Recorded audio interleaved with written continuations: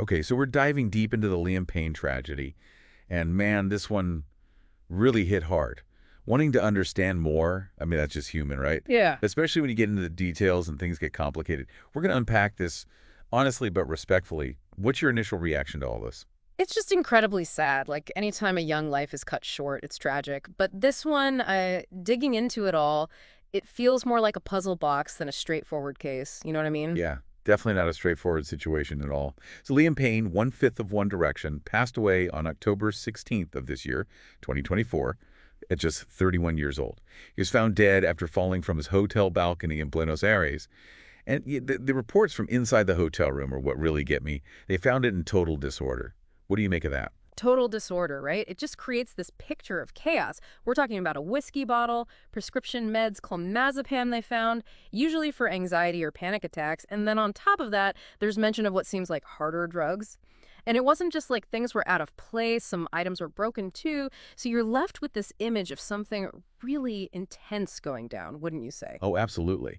And just minutes before the fall, hotel staff made a 911 call reporting an aggressive guest who might have been under the influence. It makes you think, right, like, was substance use the only thing going on, or was there a whole situation unfolding that night? That's the question, isn't it? And the autopsy adds another layer to all this. The report shows 25 injuries, which lines up with a fall from that height. Officially, polytrauma and internal and external bleeding are listed as the cause of death. But there's something else. This is what really gets you thinking. The head injuries, by themselves, completely separate from anything else, were severe enough to be fatal. Wait, seriously? Just the head injuries alone? Man, that's heavy. That makes you think about the kind of impact. This wasn't just a simple stumble. Exactly, and this is where it gets even more complicated.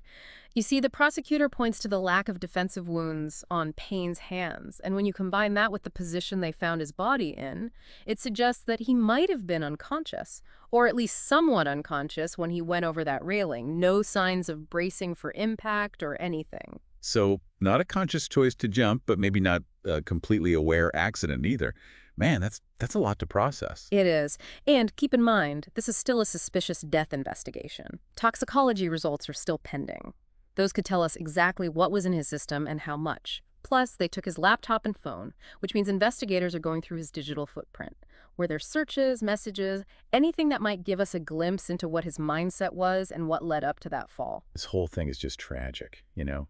It's a harsh reminder that behind all the fame and the lights, these are real people dealing with pressures most of us can't even fathom. Without a doubt. We may never know every single detail of what happened, but by carefully looking at the information we do have, we start to understand just how complex this all really is. You're right about that. And for our listeners out there, if any of this is hitting close to home, maybe it's a good time to check in with yourself. If you're struggling, don't be afraid to reach out. There's no shame in asking for help, whether it's for your mental health, substance use, or whatever you're going through. You are not alone. And you never know who else might be quietly fighting their own battles.